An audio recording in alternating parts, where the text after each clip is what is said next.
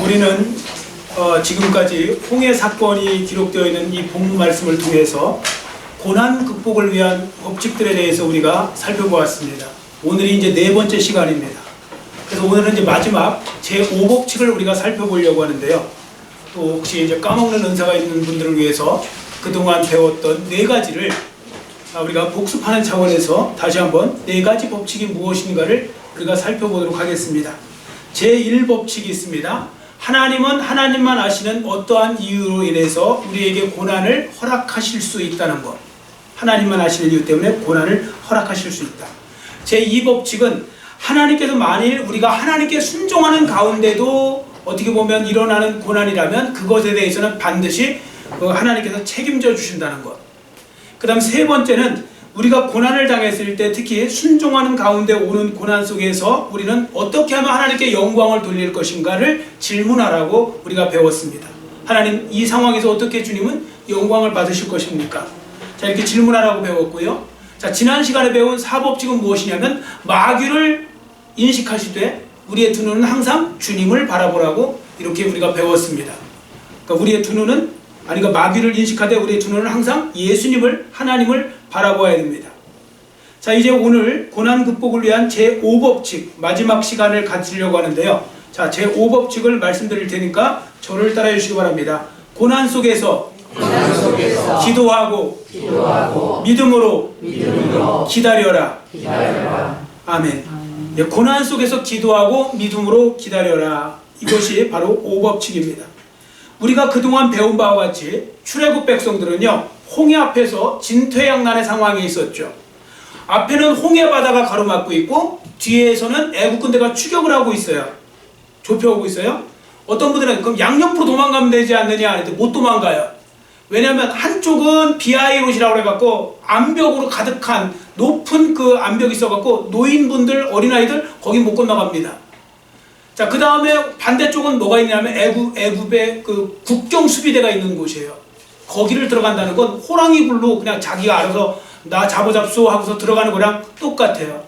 그래서 여기도 저기도 갈 수 없는 사방이 다 막혀버린 그런 상황에 있는 것입니다. 이걸 가리켜서 뭐 사면 초가의 상황이다, 뭐 동서남북이 다 막힌 상황이다, 뭐 이제 이렇게 이야기를 하지 않습니까?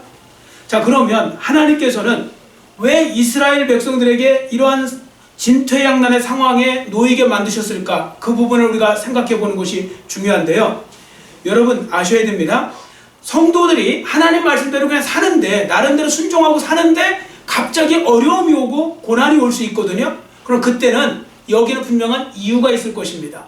근데 본문에는 그 중에 한 가지 이유를 가르쳐 주고 있습니다. 그 여러 가지 이유 중에 한 가지가 바로 뭐냐면 이스라엘 백성들로 하여금 하나님을 바라보게 만들기 위해서, 그리고 하나님께 기도하게 하기 위해서, 즉 하늘을 바라보고 하나님께 기도하게 하기 위해서 이러한 고난을 허락하셨다는 것입니다. 자, 그러면 출애굽 백성들을 보십시오.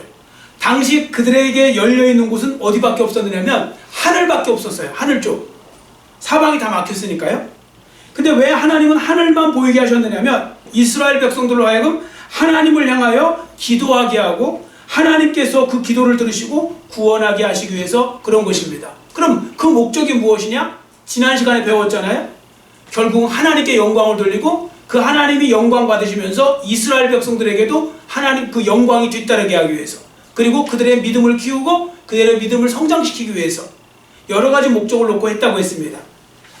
자, 여러분, 만일하나 하나님이 우리를 완전히 멸망시켜버리기를 원하신다면 하늘문을 열어주실 필요가 없어요.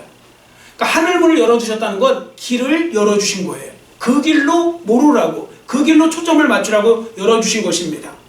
그러니까 성도들은 위기 속에 있을 때, 고난 속에 있을 때, 환난 속에 있을 때 잘 생각하셔야 될 것이 있는데요. 바로 그 하늘 쪽을 향하여서, 하나님을 향하여서 더 집중하고, 그리고 하나님이 계획하심을 믿고 더 열심히 기도하고 더 간구하는 것, 그게 중요한 것입니다. 그리고 하나님이 하늘로부터 도와주심으로 말미암아 하나님께 대한 나의 믿음을 키우시고 하나님께 영광 돌리게 하실 것이라는 그 믿음을 가지고 우리가 접근하는 것이 중요한 것입니다. 그러니까 우리는 어떻게 해요? 사방이 막혀 있으면 우리는 더 열심히 뭘 하면 됩니까? 기도하면 되는 겁니다.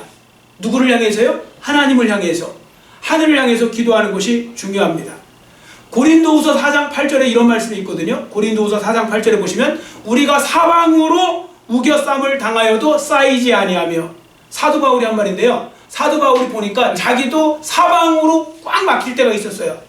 그런데 이렇게 선포해요. 나는 그거에 쌓이지 않겠다. 나를 쌓으려고 사방에서 나를 지금 틀어막으려고 하지만 나는 거기에 쌓이지 않는다. 이렇게 담대하게 선포합니다. 무슨 뜻인가 하면 나는 염려하지 않을 거다. 나는 걱정하지 않는다.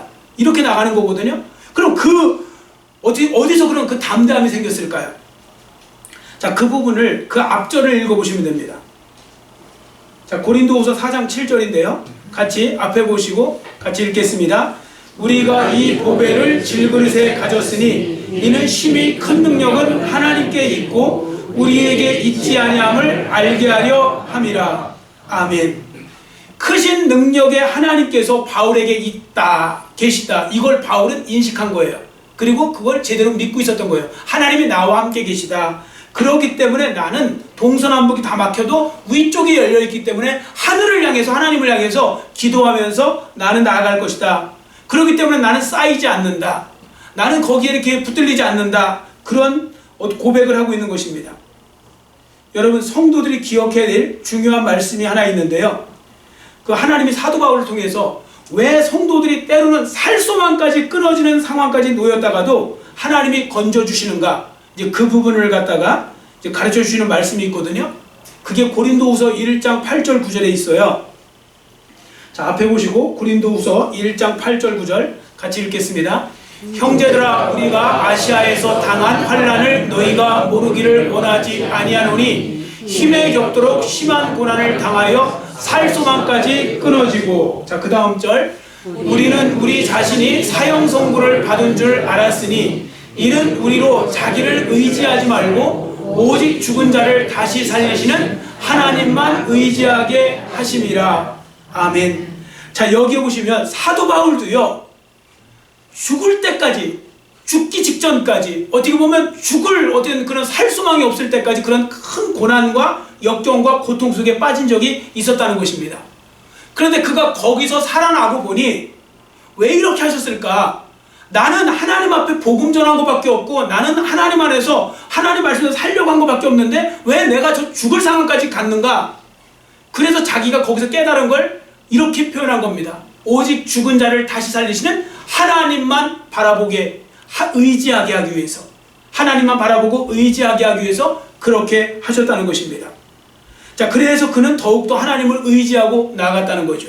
사도 바울이요, 이걸 제대로 깨닫고 그가 끝까지 한 일이 있어요. 그게 바로 뭐냐면 끝까지 무슨 일이 있어도 하나님을 더욱더 의지하고 그가 죽는 자리, 순교의 자리까지 갈 때까지 그는 그 믿음이 한 번도 변한 적이 없다는 것입니다.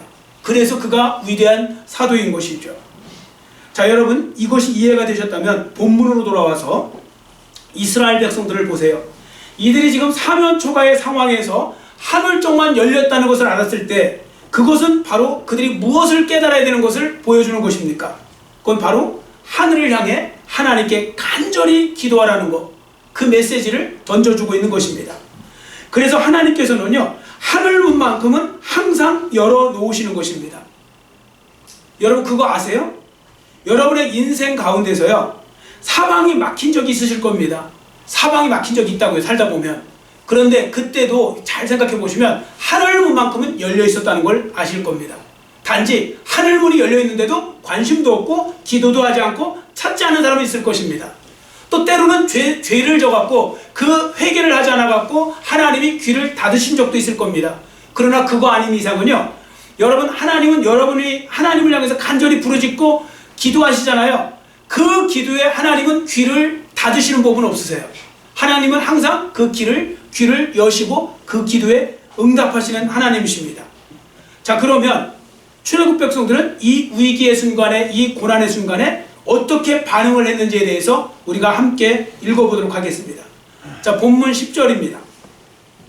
본문 10절 말씀 같이 읽습니다. 바로가 가까이 올 때에 이스라엘 자손이 눈을 들어 본즉 애굽 사람들이 자기들 뒤에 이른지라. 이스라엘 자손이 심히 두려워하여 여호와께 부르짖고. 아멘. 여기 보시면 이스라엘 백성들이 심히 두려워서 여호와께 부르짖었다고 했거든요. 자, 부르짖었다. 히브리어로 차크. 이 차크라는 단어를 쓰는데 이게 뭐냐면 절규하듯이 부르짖었다는 거예요. 여러분 절규한다는 거 있잖아요. 크게 정말 소리 지르면서 부르짖으면서 절규하는 거예요. 울면서 막 기도할 때 그 모습이요. 그렇게 절규했다는 겁니다. 하나님을 향해서 위기 속에서 이렇게 부르짖었다는 것인데요. 울부짖었다는 이제 표현을 쓸 수 있죠. 그런데요, 여러분 여기에 보시면 좋은 의미가 있고 나쁜 의미가 하나 있어요. 좋은 의미 먼저 말씀드릴게요. 좋은 의미는 그들이 어찌되었든 하나님께 울부짖었다는 겁니다. 반면에 좋지 않은 의미도 있어요. 그건 뭐냐면 이게 긍정적으로 기도한 게 아니에요. 하나님 앞에 원망 섞인 마음으로 막 하나님 앞에 막 소리 지르면서 하나님 앞에 막 하소연한 것도 아니고 이건 원망하고 불평하면서 막 따져든 거예요. 그걸 보여준 겁니다.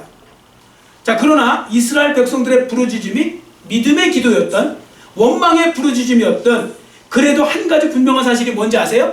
하나님 앞에 울부짖었다는 거예요. 이 말은 뭐냐면 적어도 하나님을 투명인간 취급하지 않았다는 거예요. 하나님을 계심을 믿고 단지 하나님이 왜 우리의 기도에 응답해 주지 않는가, 그것에 대해서 막 속이 상해서 막 너무 화가 나서 하나님 앞에 원망하는 모습을 지금 보이고 있는 것이죠. 그래도요, 그게 나은 거예요. 여러분 그거 아세요? 하나님을 투명인간 취급하시면 안 돼요. 여러분들이 어려운 일이 있든 무슨 일이 있든 그때 나는 내 힘으로 해결해 하면서 하나님 앞에 기도하지 않는 건 하나님을 없는 분 취급하는 거예요. 투명인간 취급하는 거예요. 성도들 중에 이런 분들 너무 많으세요. 기도 없이 사는 건 나는 하나님 없이 사는 거랑 똑같아요. 교회는 나와도 그럼 그건 투명인간 취급하는 거잖아요. 차라리 그럴 바에는 하나님 앞에 나와서 하나님 앞에 막 소리 지르면서 따지기도 하시고 그게 나아요. 그게 나은 거예요.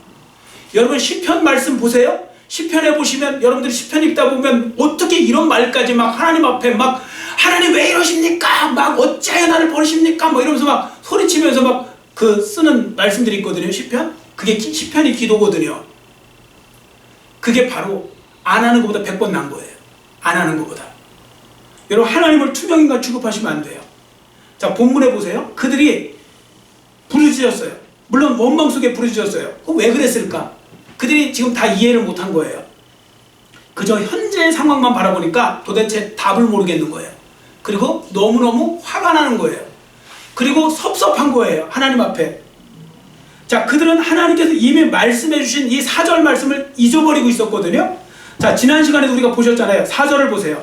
내가 그와, 거기 뒤에 보시면 내가 그와 그의 온 군대로 말미암아 영광을 얻어 애굽 사람들이 나를 여호와인 줄 알게 하리라.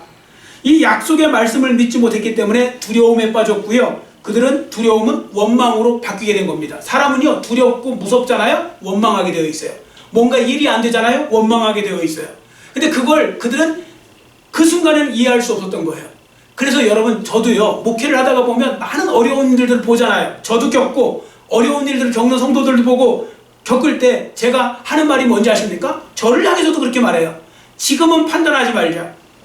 나중에 시간이 지나면 저절로 판단될 때가 올 거고 왜 그랬는지를 알게 될 때가 올 거고 하나님이 어떤 계획이 있는지를 알게 될 때가 올 거다. 왜냐하면 지금 우리가 이 순간에 알 수 없는 것을 나중에 하나님이 알게 하시고, 여러분 인생에 그런 경험 있지 않으세요? 그때는 몰랐는데 지금 생각해보니까 그랬었구나. 그런 뜻이 있었구나. 그런 계획하심이 있었던 거구나. 그걸 우리가 함부로 지금 여기서 판단할 것이 아니라는 것이죠. 자, 여하튼 그럼에도 불구하고 이스라엘 백성들 잘한 건 원망하려도 누구한테 원망했다고요? 하나님께 원망했다는 겁니다. 하나님께 막 부르짖었다는 거죠. 그건 잘한 겁니다. 왜냐하면 그렇게 부르짖으니까 하나님이 들어주셨어요. 그리고 하나님이 그들을 홍해의 기적을 일으키셔서 건져주셨어요. 여러분 혹시 고난 가운데 지금 계신 분 있으십니까? 환난 속에 있는 분 있습니까? 사방이 다 막혀있는 분 있습니까? 하나님께 기도하시기를 축원합니다. 대신에 고난 속에서 우리는 이스라엘 백성들에게 배워야 될 게 있고 배우지 말아야 될 게 있어요. 자, 배우지 말아야 될 건 뭐냐면 원망하는 부르짖음을 가능하면 안 하셨으면 좋겠어요. 물론 기도 안 하는 것보다야 하나님 앞에 막 따져드는 게 더 낫다고 했지만 기왕이면 조금 더 성숙하게 하나님 앞에 긍정적인 기도를 했으면 좋겠어요. 믿음으로 기도하셨으면 좋겠습니다. 자, 본문에 보세요. 이스라엘 백성들이 원망했는데 하나님이 그 기도를 들어주셨죠. 그리고 그들을 건져주셨죠. 자, 이 말씀을 잘 보시면요, 이런 식으로도 해석할 수 있는 거예요. 하나님은요, 어차피 들어주실 거였어요. 근데 여러분, 그걸 이스라엘 백성들이 몰랐죠. 그래서 막 화를 내고 막 원망하고 막 지금 막 불평하고 막 그러고 있죠. 그런데도 하나님이요, 들어주셨잖아요. 그 이야기는 뭐냐면, 좋은 말로 기도하면 하나님이 더 기쁘게 들어주셨을 것입니다. 자, 여러분이 이런 생각을 해보세요. 누군가 여러분에게 왔어요. 근데 여러분이 그 사람을 사랑해요. 그 사람에 대해서 되게 귀하게 여겨요. 그래서 그 사람의 웬만하면 부탁을 들어주고 싶어요. 근데 여러 가지 상황에서 못 들어줬어요. 그 순간에. 그랬더니 그 사람이 와갖고 나한테 막 요청을 하는데, 좀 도와주세요. 제가 지금 너무 어렵거든요. 도와주세요. 이렇게 말하는 것과 막 화를 내면서 왜 안 도와주느냐고, 막 짜증을 내면서 이렇게 하면, 짜증내도 여러분들은 도와주실 거예요. 근데 기분 나쁘게 도와주시겠죠. 뭔가 기분 나쁜 상태에서. 내가 어차피 도와줄 거였는데. 그런데 여러분들 귀하면 좋게 말하면 주는 사람도 좋잖아요. 도와주는 사람도 좋지 않습니까? 여러분, 말이라는 게 진짜 제가 볼 때 아다르고 어다라요. 자, 예를 들어 보겠습니다. 여러분, 사랑하라는 말이 두 가지 표현이 있는 거 아세요? 이렇게 말해요. 저 좀 사랑해 주시면 안 돼요? 좀 사랑해 주시면 안 돼요? 저 좀 사랑해 주세요. 이런 표현이 있어요. 요건 긍정적으로 말하는 거예요. 근데 똑같은 말을 이렇게 말해요. 왜 사랑 안 하는데? 왜 나 사랑 안 해주는데요? 왜 사랑을 안 합니까? 이 말하고 결국 같은 의미예요? 다른 의미예요? 아니, 사랑하라는 거 둘 다 같은 의미예요? 다른 의미예요? 같은 의미인데 하나는 기분 나쁘게 말한 거고 하나는 기분 좋게 말한 거죠. 아, 사랑 좀 해주시면 안 돼요? 이렇게 말하면 되잖아요. 왜 사랑 안 하는데? 이렇게 말할 필요가 없다는 거죠. 우리가 하나님 앞에 기도하고 원망하는 거, 그거보다 더 좀 높은, 수준 높은 대로 우리가 가야 되는데, 하나님 도와주세요. 이렇게 긍정적으로 가는 것이 중요한 것입니다. 그 다음에 출애굽 백성들한테 배워야 될 게 있어요. 그게 바로 뭐냐면, 기도할 때는 간절히 기도하시라고요. 기도하실 때 안 되면 울부짖으면서 기도하세요. 성경에, 제가 성경을 연구하는 사람으로서 성경을 보시면요, 많은 사람들이 하나님과 예수님께 나왔을 때 기도응답을 받았던 공통점을 하나 발견할 수 있는데, 그게 뭔지 아세요? 간절히 기도할 때 응답받았습니다. 간절히 기도할 때. 자, 엘리야도 간절히 기도했을 때 응답받았죠. 자, 그 다음에 이런 말씀이 있어요. 누가복음 7장 4절에 예를 드는 거예요. 누가복음 7장 4절에 보시면, 이에 그들이 예수께 나와 간절히 구하여 이르되, 간절히 구하여 이른 사람들은 다 응답을 받았습니다. 그런데 놀라운 사실은 예수님도 간절히 기도한 거 아세요? 자, 읽어보겠습니다. 이건 앞에 보시고, 누가복음 22장 44절 같이 읽습니다. 예수께서 힘쓰고 애써 더욱 간절히 기도하시니 땀이 땅에 떨어지는 핏방울같이 되더라. 아멘. 여러분, 예수님조차도요 간절히 기도하시더라는 거예요. 간절히. 그럼 왜 기도응답이 안 되는지를 아시겠죠? 내가 간절히 기도하지 않는 거예요. 여러분, 잘 양심에 손 얹고 대답해 보세요. 잘 생각해 보세요. 스스로 자문해 보세요. 내가 간절히 기도한 적이 언제였는가? 나 정말 간절히고 정말 간절히 기도한 적이 언제인가? 다 형식적으로 어느 순간 기도도 아닌 것이 기도 같은 것, 기도면 기도인지 아닌지도 모르겠는 거, 이런 거 하면서 나 지금까지 오고 있지는 않는가? 여러분, 진짜 응답받는 기도는요, 간절히 기도할 때 기적도 일어나고 간절히 기도할 때 응답이 일어나는 것입니다. 오늘 우리가 다시 한번 다짐하기를 원합니다. 저도 마찬가지입니다. 좀 더 간절히 기도하시기를 축원합니다. 저도 마찬가지고 여러분도 마찬가지고 이제 좀 간절히 한번 기도해 보세요. 간절히 너무 간절히 기도하지 않는 그런 분들이 많으신데, 예수님도 간절히 기도하셨다면 우리는 당연히 간절히 기도해야 되겠죠. 자, 이렇게 기도하시면 하나님의 응답을 체험하게 되는 것이죠. 자, 그 다음에 고난 극복을 위해서 성도들이 간절한 기도와 더불어서 한 가지 더 해야 될 것이 있는데요, 그건 이거예요. 저를 따라해주세요. 믿음으로 기다려라. 아멘. 믿음으로 기다리라는 겁니다. 자, 13절 14절을 우리 한번 같이 읽겠습니다. 13절 14절 말씀 같이 읽습니다. 모세가 백성에게 이르되 너희는 두려워하지 말고 가만히 서서 여호와께서 오늘 너희를 위하여 행하시는 구원을 보라. 너희가 오늘 본 애굽 사람을 영원히 다시 보지 아니하리라. 여호와께서 너희를 위하여 싸우시리니 너희는 가만히 있을지니라. 아멘. 자, 여기에 보시면 하나님께서 이스라엘 백성들의 부르짖음을 들으시고 그들을 구원해 주시겠다고 약속하시죠. 자, 그래서 모세를 통해 이렇게 말씀하시죠. 여호와께서 오늘 너희를 위해서 행하시는 구원을 보라.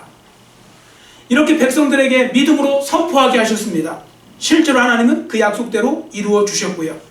자, 그런데 여기를 잘 보세요. 여기에 보시면 하나님께서 그들에게 구원해 주시겠다고 약속하시면서 먼저 말씀을 주셨죠. 하나님은요, 말씀을 통해 먼저 주세요. 약속 후에 말씀을 먼저 주세요. 그리고 그 약속의 말씀을 붙잡게 하거든요. 자, 그런데 이 본문에 보시면 기도하면 주시겠다는 거예요. 근데 그 기도한 다음에 두 가지 행해야 될 것을 가르쳐 주세요. 자, 두 가지 행해야 될 것이 무엇인지를 우리가 보겠습니다. 기도한 후의 태도예요. 기도 후의 태도 두 가지를 보는데, 첫 번째 따라해 주세요. 기도하였으면 두려워하지 말라. 아멘. 기도했으면요, 두려워하지 말라는 겁니다. 일단 기도했잖아요. 자, 성도들이 고난 가운데 해야 될 일은 바로 뭐냐면 두려움을 먼저 극복하는 겁니다. 그래서 하나님께서는 모세를 통하여 이스라엘 백성들에게 이렇게 지금 명하시잖아요. 너희는 두려워하지 말고, 너희는 두려워하지 말고. 하나님은 성경을 또 보잖아요. 그럼 하나님은요, 우리에게 항상 요구하시는 것 중에 하나가 두려워하는 걸 극복하기를 원하세요. 두려움을. 사람이 그 여러 가지 고난이 오고 역경이 오고 환난이 오면요, 두려운 생각이 들어요. 근데 그걸 먼저 극복하라고 말씀하세요. 하나님이 역사하시기 전에 내 말을 믿고 두려움을 극복하라고 먼저 요구하신다고요.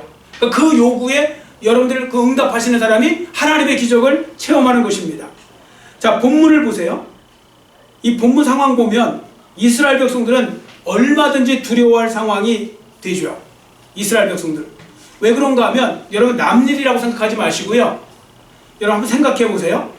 자기들 앞에 지금 자기들을 삼킬 정도로 그 무서운 바다가 있어요. 홍해 바다가. 근데 뒤에서는 세계 최강 그 당시 군대인 애국 군대가 자기들을 추격해 오고 있어요. 자, 그러면 이거 마치 늑대에게 포위되어 있는 늑대에게 포위되어서 구석에 몰린 뭐와 같은 거냐면 토끼와 같은 거예요. 늑대들이 막 포위했어요. 자, 그 속에서 여러분들 두려워하지 않을 수 있어요? 사람은 그렇게 되면 두렵게 되어 있습니다. 당시 이스라엘 백성들에게 자연스럽게 드는 마음은 이런 거였어요. 자기들은 죽고 자녀들은 다시금 노예로 끌려가지 않을까, 이런 생각이 든 거예요. 자, 그런 두려운 마음이 드는 건 당연한 거죠. 여러분이라도 그랬을 것입니다.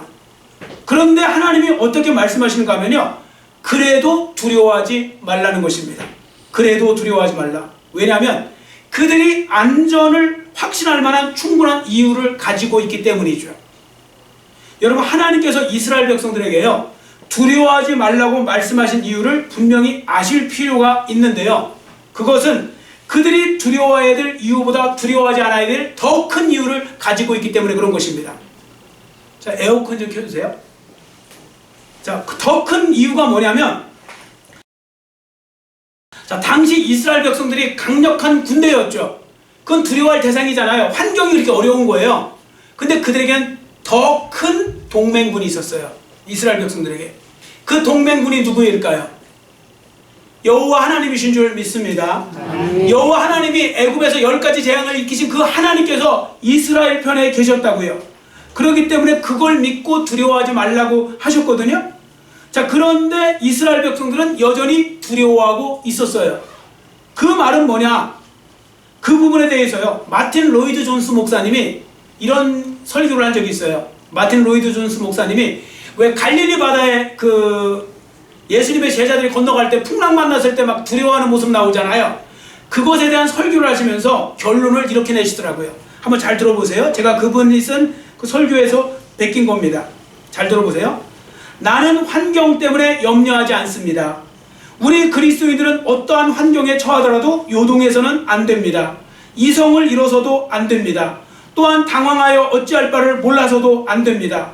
분별력을 잃어서도 안 됩니다. 왜냐하면 그러한 마음을 가지고 있다는 것이 결국 나는 여전히 하나님을 신뢰하지 않고 있다는 의미가 되는 것이고, 또한 하나님에 대한 확신도 없다는 사실을 스스로 드러내는 것이기 때문입니다. 정말 내가 하나님이 나와 함께 계심을 믿는다면 우리가 이런 어떤 환경이 어려울지라도 그 속에서 우리는 두려움을 얼마든지 극복할 수 있다는 것이죠. 여러분, 지금 환난 가운데 계십니까? 어떤 예기치 않는 고난 가운데 계십니까? 말로 다 하기 어려운 힘든 고난 속에 또 어려움 속에 빠져 있습니까? 그래서 두려운 마음이 드십니까? 하나님 앞에 간절히 기도하시기를 축원합니다. 기도가 답이고요. 기도가 열쇠가 되는 것입니다. 그 모든 문제는 기도로 풀라고 하나님은 우리에게 기도라는 것을 주신 것입니다. 기도하셨다면 이제는 또 뭘 하셔야 돼요? 두려움을 극복하셔야 되고, 그리고 여러분의 마음을 담대히 하셔야 됩니다. 자, 이게요, 어떻게 보면 다 동전의 양면처럼 연결되어 있는 건데요, 서로. 자, 여러분, 두려움을 극복하시려면 기도하시면 되고요. 지금 두려워하지 말라고 했잖아요? 그러니까 두려움을 극복하려면 기도하시면 두려움이 사라져요. 마귀가 하는 방법이 뭔지 아세요? 마귀는 항상 역사해갖고 여러분한테 이렇게 역사하세요. 생각하게 만들어요. 생각하고 또 생각하고 생각하라. 자, 여러분, 고난이 왔어요? 어려움이 왔어요? 생각하고 생각하면 생각할수록 여러분에게 도움되는 거 있습니까? 더 두렵고 더 근심이 되고 더 절망하게 되고 막 그러죠. 그래서 마귀는요, 자꾸 우리에게 생각을 하게 만들어요. 생각을. 어떤 분은 잠을 아예 못 주무세요. 밤새도록 뒤척이느냐고 생각하다가 밤에는 분명히 눈덩어리만한 요만한 거였는데, 요만한 그 주먹만한 거였는데 아침에 되면요 집채만해져 있어요. 생각을 너무 많이 합니다. 나중에 여러분들 왜 눈덩이 만들 때 보면 저 산 위에서 조그맣고 주먹하게 만들어서 굴려보세요. 아래 내려오면 집채만하게 되는 거 마냥 그렇게 된다니까요. 아침에 일어나면. 그래서 그걸 하지 말고 기도하시라는 거예요. 여러분, 기도하시면 두려움이 떠나가는 줄 믿습니다. 제가 담대하게 말씀드리는 건 저도 경험해봤고 여러분들 경험해 보신 거잖아요. 지금이라도 당장 기도를 하세요. 여러분, 뒤척이지 마시고 일어나서 기도하시라고요. 기도하면 그 순간에 두려움과 염려가 사라지고요, 근심이 사라지고요, 소망의 빛이 들어오고 막 그러거든요. 마귀가 그 꼴 보기 싫어갖고 자꾸 우리를 역사해갖고 기도 못하게 만들고 기도의 자리로 못 나오게 만들고 그렇게 하는 것입니다. 여러분, 이것을 한번 순종하셔서 그대로 실천해 보시면 하나님의 역사를 경험하게 되실 줄 믿습니다. 하나님은 우리 편이십니다. 자, 앞에 보시고 신명기 1장 29절 30절 같이 읽습니다. 그들을 무서워하지 말라, 두려워하지 말라. 너희보다 먼저 가시는 너희 하나님 여호와께서 이제도 너희를 위하여 싸우실 것이며. 아멘. 우리를 위해 싸워주신대요. 자, 그 다음 말씀 신명기 3장 22절도 같이 읽습니다. 너희는 그들을 두려워하지 말라. 너희 하나님 여호와께서 친히 너희를 위하여 싸우시리라 하였노라. 아멘. 여러분, 구약 성경에 이스라엘 백성들을 위해서 싸워주신 하나님, 오늘 영적 이스라엘 백성이 되는 저와 여러분의 편이 되어주셔서 같이 싸워주시는 것을 믿으시기를 축원합니다. 그러면 두려움을 극복할 수 있는 것입니다. 자, 그리고 두 번째, 하나님이 성도들에게 응답하시기 전에 요구하시는 것이 있는데요. 그게 뭐냐면 그 응답이 이루어질 때까지 믿음으로 기다리라는 겁니다. 믿음으로 기다리라. 자, 14절 말씀 같이 읽겠습니다. 14절 같이 읽습니다. 여호와께서 너희를 위하여 싸우시리니 너희는 가만히 있을지니라. 아멘. 여러분, 고난 속에서 성도들이 해야 될 일은요, 이 말씀을 붙잡고 가만히 있어야 되거든요. 근데 여러분, 이 말씀 깊이 생각해 보신 분, 이 자리에서 이게 무슨 말씀일까요? 가만히 있으라는 말이 뭘까요? 손가락 하나 움직이지 말고 가만히 몸뚱아리 가만히 내버려 두라는 그런 의미일까요? 그거 아닙니다.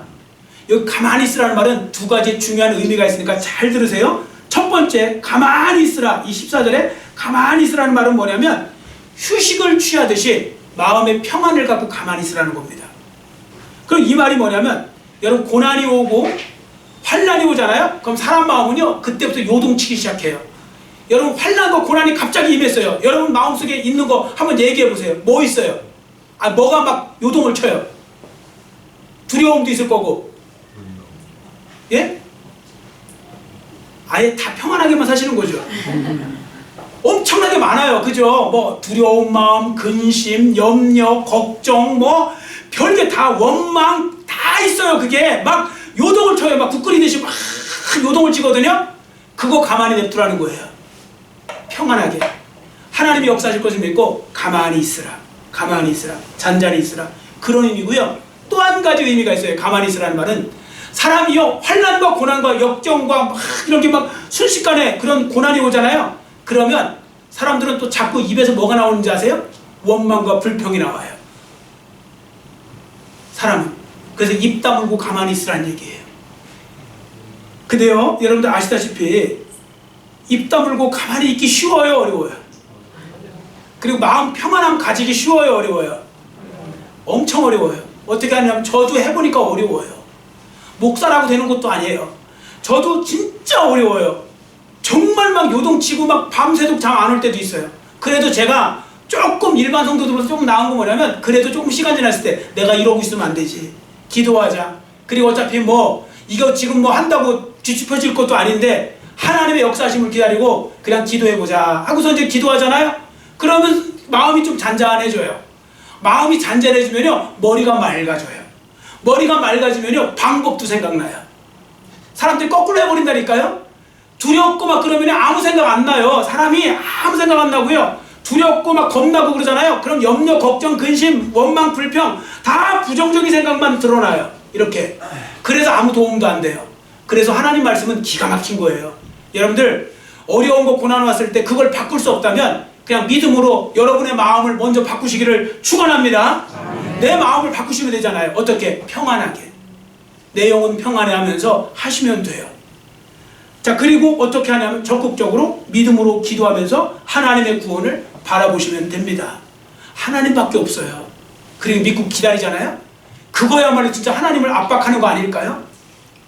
저도 어떤 분들이 저한테 뭐 부탁할 때요, 부탁한 건지 안 한 건지 애매하게 부탁하는 분, 그리고 당신한테 안 하면 내가 딴 데도 있어 하는 사람, 근데 저만 바라보고 부탁하는 사람, 제가 1, 2, 3번 중에 누구한테 제일 부담감 가질까요? 대답해보세요. 1, 2, 3번 중에 3번이죠. 혹시 1번이라고 생각하는 분 있으면 정신감정 받아보셔야 돼요. 3번이에요. 하나님도 다 아세요. 여러분이 진짜 하나님만 바라보고 진짜 간절히 기도하시면서 나가는 건지, 아니면 아이고 여기 아니면 저쪽으로 가면 돼요. 여기 아니면 이걸로 하면 되죠. 뭐 어차피 다 백업 프로젝트가 있고 플랜 B가 있고 플랜 C가 있고 막 그래요. 그러면 답 없어요. 그건 하나님의 역사를 기대할 수 없습니다. 하나님은 정말 이 믿음 가운데서 평안함을 가지고 나는 하나님의 임재하심 또 역사하심을 믿습니다 하면서 기다리는 사람에게 역사하세요. 근데 왜 기다리라고 했냐면 우리의 시간과 하나님의 시간이 다를 때가 있어요. 여러분, 어린아이와 어른이 걸어갈 때 보폭이 다르듯이 하나님의 때와 우리의 때가 다를 때가 있다고요. 같을 때도 있지만, 그래서 우리는 기다리는 것이 중요한 것입니다. 언제까지요? 응답될 때까지. 어떤 식으로든 하나님이 역사하실 때까지 기다리시면 돼요. 근데 자기가 알아서 다 먼저 이렇게 해결을 하려고 하는 분들이 있으세요. 그래서 그때 오히려 일을 더 망치죠. 아브라함처럼. 그렇게 하지 마세요. 여러분, 옛날에 그 비유 있잖아요. 옛날에는 진짜 저 어렸을 때도 보면 왜 어머니들이 실각 이렇게 왜 뜨개질을 하셨잖아요. 뜨개질로 해서 목도리도 뜨시고 장갑도 뜨시고, 저도 저희 어머니가 장갑도 떠주시고 벙어리 장갑 뭐 떠주시고 뭐 한 거 있는데, 그때 하다가 보면 이게 엉킬 때가 있잖아요. 실이. 그때 엉킬 때 저보고 이거 붙들고 있으라고 그러거든요. 그럼 이쪽에서 이제 풀잖아요. 한쪽에서. 근데 제가 이제 막 이렇게 풀면 될 것 같으니까 제가 거기서 하나 건드려요. 이렇게 건드려 놓고 그러면 저희 어머니가 막 화를 막 내세요. 가만히 좀 있으라고, 가만히. 네가 얘가 또 엉켰잖아. 더 한쪽에서 푸는데 한쪽에서 이렇게 막고 있어. 나도 모르게.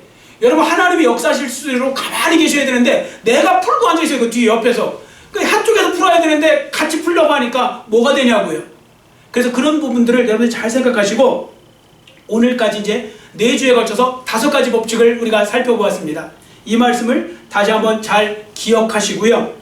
오늘 다섯 번째 법칙이 바로 고난 속에서 기도하고 믿음으로 기다리는 삶을 살라고 하셨사오니, 여러분들 이 말씀대로 사셔서 고난을 유익으로 만들고 결국은 합력하여 선을 이루시는 하나님의 놀라운 또 승리의 주역들이 되시기를 간절히 빌고 원합니다. 아멘. 기도하겠습니다.